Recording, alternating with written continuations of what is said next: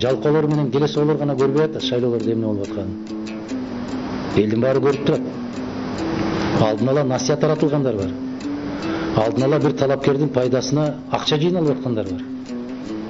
Мугалимдердин эмне иш кылып атканын көрүп атабыз. Студенттердин паспорттары жыйналып атканын көрүп атабыз. Баягы койчуманын таягы. Анан ушул 3%дык кадыр баркы бар кишини президенттикке алып чыккан бул эмне деген партия? Муну мен айткан жокмун, Атамбаев айтты. Жээнбековдун президентке барарда кадыры 3% эле деп. 3% кадыры менен кантип алып чыгып атасың ушу Кыргыз Республикасынын жетекчиси болот деп. Эгер эң көп СДПКда кадырлуу кишинин пайызы 3% болгон болсо, калгандардын канча пайыз? Кантип 3% кадыры менен республиканын жетекчилигин жеңип алышы мүмкүн? Бул деген сөз баягы эле коррупциялык жол менен, башка жолдор менен процентин биз көтөрүп беребиз деген эле сөз. Башка мамлекеттер болсо күлмөк 3% менен президенттикке баратат десе. А биз алып барып атабыз. Эмнеге? Себеп шайлоону шайлай бергиле, эсебин мен өзүм чыгарып алам деген сөз. Тилекке каршы. Четтеги биздин жарандарыбыз, айрыкча Россияда жүргөн жарандарыбызга эмне үчүн ошолорго шайлоо окугун бербейбиз? 1 миллионго жакын жигиттерибиз жүрөт, кыздарыбыз жүрөт. Эмне үчүн шайлоо кодексинде алардын конституциялык укуктары тебеленип калган? Эмне максат менен? А бизде 700 000 киши бар деген расмий каттоодон өткөн. Россияда кыргыздардын 18 000 кишиге уруксат берилди. 18 000-ин дагы тепкилеп отуруп, киргизгенин киргизип, киргизбегендердин кабыргаларын сындырып кууп чыктык. Ошондо мамлекет болобузбу биз? Анан ошондо мен ишеним пайда болду. Ишеним жаралады.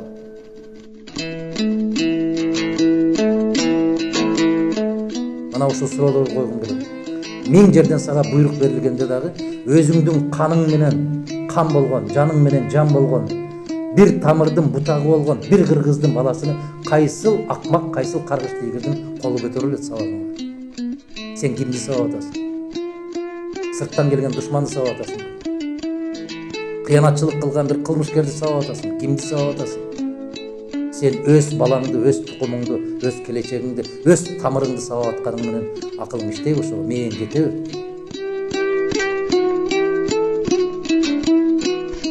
Өмүрбек Текебаевди кыргыз жаран эмес, сырттан келген бирөө эле көрсөтмө берип койсо барып камап атпайбы? А биздин өзүбүздүн Кыргызстанда бул менин уюмду уурдап алган ушул, кече барып союп, сатып жиберген ушул деп колунан кармап келсек кой берип атпайбы? А эмне үчүн сырттан келген майда туулганбы, апрелде туулганбы бир башка мамлекеттин жараны келип айтып койду, алып барып камап атат. Суталиновдун кылмышын далилдебей туруп, мойнуна койбой туруп, ошончо жылга эркинен ажыраткан кебетесинен эле көрүп турбайбы? Анын үчүн дарыгер болуштун кереги жок. Дөңүн көрдүңүздөр. Араңдан араң басып калды. Мына ошол азаматка генерал азаматка райондук сот баш тартып койгондон кийин мен бир отолот.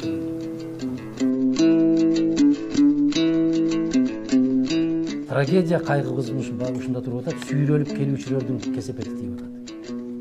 Баягы күрөшүп, жалында күйүп, музда тоңуп, ач калып, ток калып, кээде күлүп, кээде ыйлап, кээде кулап, кээде туруп бышкан азаматтар келбестен сүйрөп келгендердин кесепети менен Кыргызстан сүйрөлүп келет.